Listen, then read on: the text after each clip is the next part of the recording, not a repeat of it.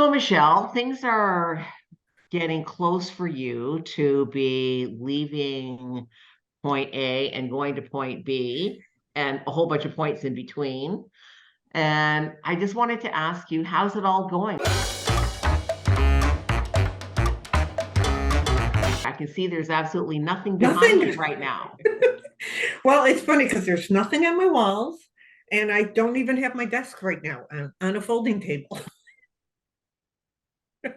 Oh, you really are getting close. And it is getting extremely emotional at times. And we're still decluttering. There's still that decluttering. And I think what I've realized is there are stages of declutter.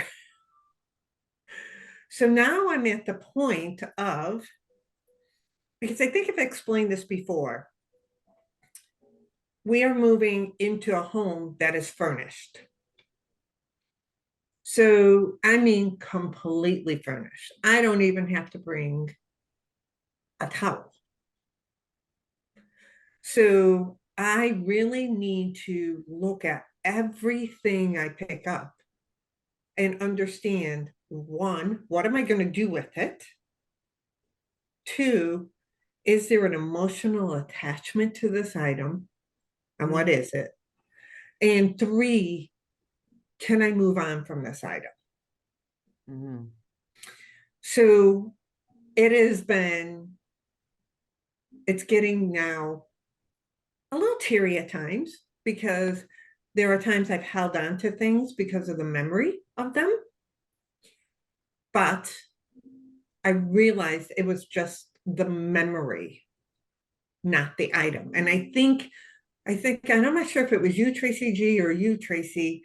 We talked about that China or Mm. something that we've had because it was my sister's or it was something my mom handed down to me. Mhm. And I'm a little bit in that part now. The lucky part for me is I do have children that I'm passing a bunch of stuff on to, but I'm not dumping stuff on them. We have a conversation. Do you want this and how are you going to use it? You know, down to even cookbook, like old cookbooks I found. And nowadays you can just pick up anything on Pinterest to get a recipe for something. And so I'm like, okay, this was my grandmother's. Do I really need it now? So I called my granddaughter, who is taking up baking, and look, hey, I got some, they called her Big Meme. Well, okay, I got some of Big Meme's cookbooks with all her cooking stuff recipes in it. Do you want them? Oh, yes. Oh my goodness. Yes, I can try to make those. Let her have the memory of my grandmother without holding on to something I don't need any longer. Like Mm. it had dust on it. I wasn't using it. Like when you're going and the dust is blowing, I have a very special quilt. This quilt was made for me by a friend, and these are all quilt pieces from my grandmother. And that is an emotional attachment, but it's heavy, like it's really heavy. It's like a bedspread. What am I going to do with this? Like, what am I going to do to it? It's like this was an emotional, huge piece. I spend a lot of time in New England visiting my children. Amber, who's been on our show, says I could put it in the room you sleep in, so it'll be here when you come up here. So that's what I mean. I'm trying to think out of the box, like where is the connection to it? And it ends up there's this decluttering. Do I use this? Why am I holding on to it? Then there is the, well, I don't really wear that anymore. Like I've gone even through stages within my clothes. Like I don't really wear that anymore. But what if what? What if what, Michelle? Like, what if you have a wedding and you might have to buy another dress? Like, when was the last time you had a wedding? Oh, 2 years ago. Okay. And from there, where did you have a wedding? Oh, 10 years ago. So like, it's that type of thought process. Mm. It's like, we talk about peeling that onion. It's the same thing with this decluttering. And I would think for you, that's got to be, it's like a huge undertaking because you're not just decluttering a room or a desk or a drawer, like you're doing your entire house. Your entire house. You're going down Both of us memory are. lane too, right? Like Yeah. it's not getting rid of paper. I'm going down memory lane and I'm reliving kind of my life, right? Like, Yeah. Yes. Now, I've had the luxury, and I think we've talked about this before, of decluttering beforehand when I moved from Connecticut to Wisconsin. And then when I went through my divorce and left the home, I did more decluttering there. But then we've been here 7 years, and we've talked about how things just build and build and build and build and build. And what I'm noticing is I haven't had things on my walls, and life went on. Like it was okay. Like, who cares? I haven't had things on my wall. Sometimes I think we do decorations and we do things for what other people might think when they walk in the house instead of what do we really want. Our house should look a certain way. Our clothing should be a certain way. Like we should have all this. And where there is no should, it's like, I don't want anything on my walls. That's a-okay. And if you're coming over because you don't want to come over because I have nothing on my walls, bye.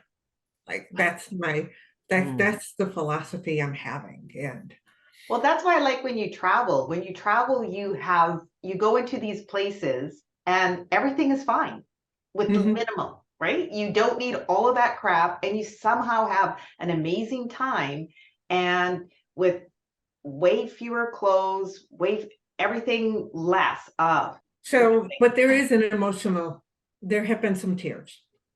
There have been.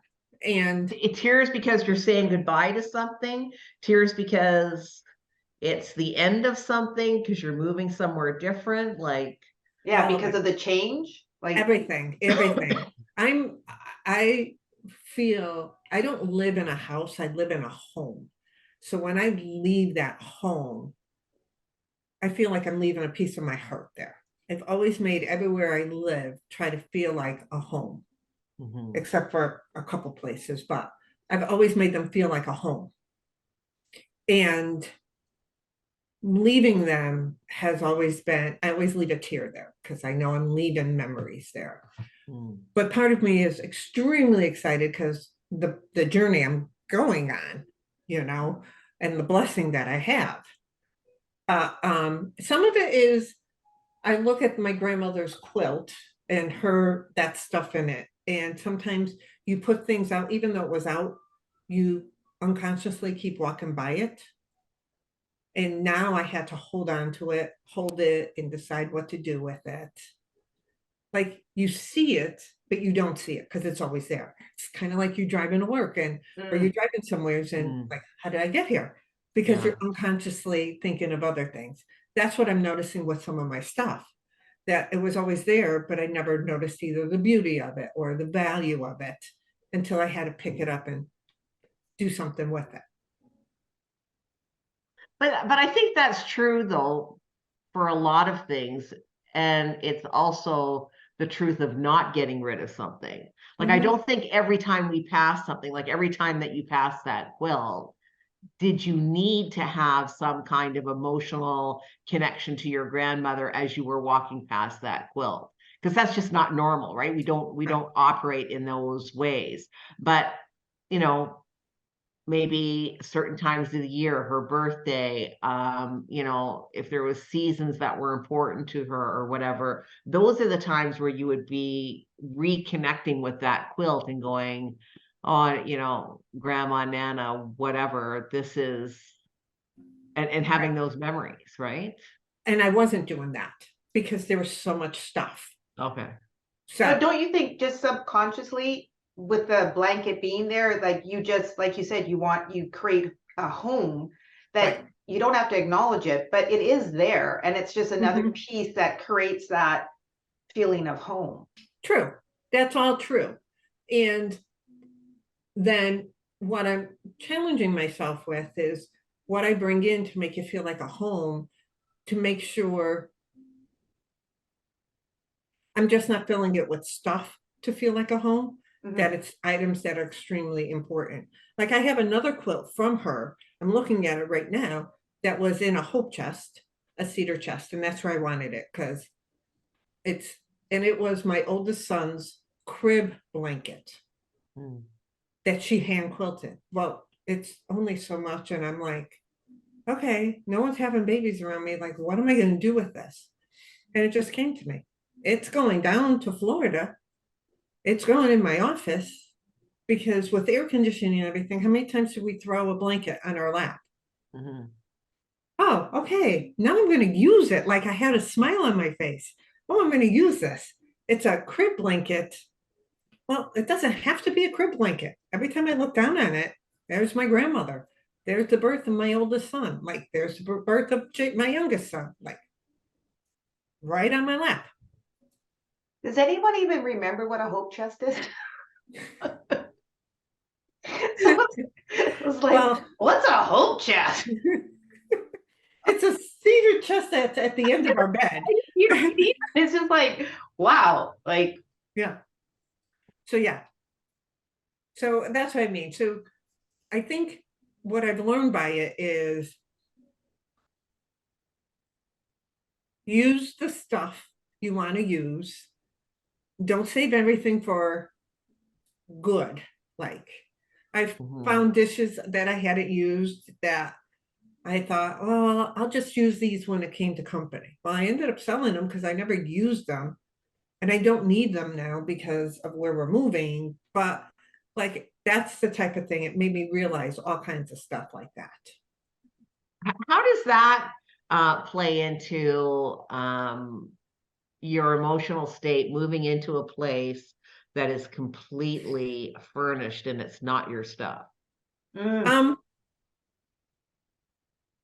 well, it's a place I've been to multiple times since Pete and I have been together. It's his mother's home. Mhm. Um, one thing, we are bringing down our bedroom set, so that's like comfort. She has moved out of the home.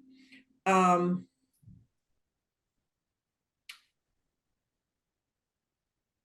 yeah, there is some emotion there. I think what we promised though each other is not to make any rash changes for a year, so we could understand the ebb and flow of the house and the ebb and flow of us, because we are not only moving into a home that's completely furnished, we are going from 2,500 square feet, 3 levels, to 1,400 square feet, all on one level. Mm. So there's going to be adjustments there. Mhm. And even to the cottage that we're going to, the cottage is the same size, I think, of 1,400. And that's completely furnished too. But I But am isn't that having, your stuff though? huh? In the cottage, that's your stuff, right? Or That's no? Pete's family's. Wow. That's his family stuff. But you know what? I have a little disconnect from there. I've always said to him that has been his in his family for so many years. Like that's that's his family's heritage there. Does it feel like your place though? At the cottage, Yeah. I feel comfortable there. Yes. It doesn't feel like my place because Okay. it's not really my place, but I'm very comfortable there. Right. When we go to Florida, that will become our place in time. But I don't want to walk in and just rip everything apart. I want to understand the feel in what I want in the home. We want Right. it. So it will be a transition. Yeah. Yeah. I would think that like, I'm just trying to imagine myself moving out of my house and going to a place that's completely full of somebody else's stuff and having to get rid of all my stuff as a result of that, or not being able to bring things. Now I am bringing. I know, I'm wrapping that around in my head too. There is some because stuff it's that we're different than, bringing. it's There's- different than decluttering in that. It's like, Yeah. there's like a major, I don't want to say identity by any means, but this is who I am, and now I'm over here. Like that's got a lot of layers in there. Yeah, And I didn't it's see huge. that at first until we were talking here, and it's sitting and going, wow, like that's a big change. That's a really big change. I mean, because there is the move that we do whereby we pack up all our stuff and we take it to the new place, right? Yeah. Yes, we'll declutter and get rid of a whole bunch of stuff in that process, especially if we're downsizing, but we're still moving into our stuff. Yeah. It's still my stuff, right? Where Michelle, you're moving into, you're getting rid of your stuff and moving into somebody else's stuff. I'm getting rid of my furniture and getting rid of plates and dishes and things like that. Mm-hmm. All of my personal stuff is coming. Mm-hmm. You know, my clothing. Yeah. I have pictures that are coming down with me. I have my offices packed up and coming with me. So there is treasures, let's say treasures, that I am bringing with me. There's a couple pictures within my home that mean a lot to me. My mother gave me one. One is from a hometown in Connecticut. Those are coming with me. I'm not leaving that around behind. Those will come with me. I will find a spot for them. So there are personal things that mean a lot to me that are coming. Then there is furniture that no longer will. So there are some antique pieces I have that are moving on to my kids. And I think that helped me in the process because my kids are taking them. Right. So they're still in the family. And they have usage for them. Yeah. And they're excited about getting them. I'm gonna be hooking a trailer to my car for the first time and driving it out east. All these first. So that, I think that's part of my ease and making part of this transition piece of it. You know, so I know when I go to my children's houses, I'm still going to see those pieces from my childhood. Yeah. Yeah, it's just interesting. It is really huge though. It's like what you're doing is like, it's huge. Like, it is. And you have to acknowledge it because it's a major transition. It's Yeah. a major change. And we all know how everyone feels about change. Like, it is good, but it does create stress and being uncomfortable. Yep. Yes. Yeah. And yours is even more unusual. Yeah. Because you are moving to a place that is completely done. Mm-hmm. And as exciting as that journey is and everything else, again, there's those, it's just those things. Yeah. And I like I'm looking over there, my stand-up desk. Like, I love that thing. I love it. I've had it for like 5 years. I'm not taking it with me because it actually is gonna cost me probably more to ship it down there on the moving truck than it's worth. So that's a lesson in me, just like, okay, you love it, but spending that much money on a stand-up desk, is it really worth it? Like, that's the lessons I'm learning. That's the lessons I'm like learning on it, because the moving company that we're using, it's not, they gave us a quote by so many boxes in a bedroom set and a few other pieces. So we're trying to stay within this budget piece because we know we can't get out of hand. And so that's making me rethink like things like, so I'm looking at a printer. I don't need a printer. There's one down there. There's one at the cottage. Okay. That's going. Like, that's what I mean. It's like, do we have one of these? I have some pots and pans that I'm like, no, these are going. I have a mixer that is going. There is no ifs, ands, or buts. I love cooking with these. This is what I want. Yeah, then that's what I bring. Are my dishes that important? Nope. I sold them. Mm. We're almost down to paper plates. Almost. My freezer's almost empty. Both freezers are almost empty. I'm like, oh my God. Today I found 2 pork chops to have for dinner tonight. But yeah, Yeah, the other thing that's really fascinating about this is what is important to each of us, right? Like there is, if we, if the three of us, or certainly the two Tracys, had to do the same thing, it would be really interesting to see what ended up being that important that it was, okay, I'm willing to let that go, or I'm not willing to let it go. that's the big thing. That was huge. And you probably summed that all up right there. And again, I think what helped me was I had children to pass things down to. Mm. So I wasn't like losing my whole identity. And if it was that important to me, like the pictures are, then there was a discussion. And it wasn't like for either one of us, oh no, you can't bring that. He's doing the exact same thing. He's leaving to bring things to his son that we have had all like since we've been, and he grew up like it is a table we've had down in our family room. He grew up with this table. Mhm. So he's doing the exact same thing as I am. Yeah, yeah. I think it's really good also what you said about asking your kids if they actually want it instead of just dumping it on them, because there's Yeah. so much that, if you don't have a connection to it, it's just stuff, even though it means the world to you.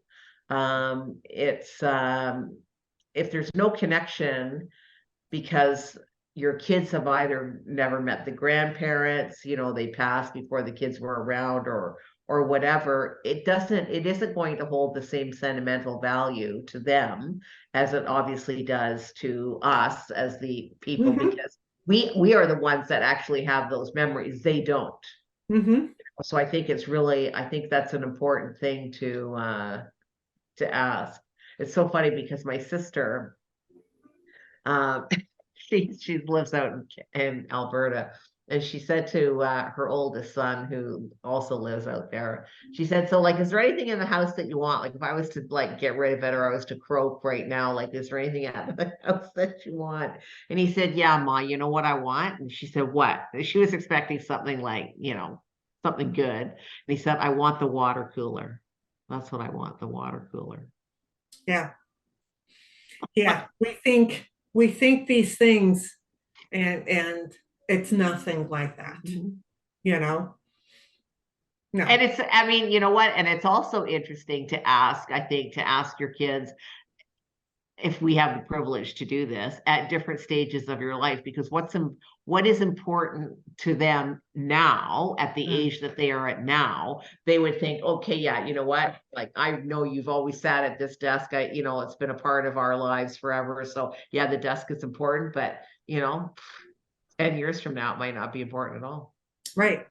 So I Right. think it is a really important conversation to have with people. It is.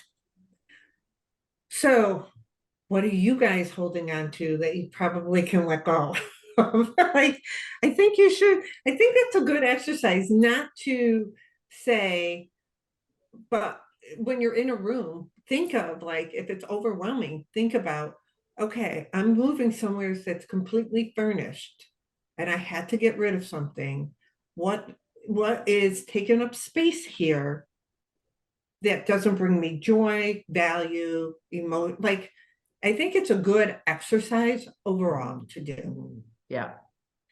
And also to our audience, I'd love to know what you think you can release and let go of. Comment below and make sure you like and subscribe and hit notifications so that every Wednesday you're notified of our new episodes. Until then, thank you for listening. Thanks for watching, and we hope to see you as a regular member of our community.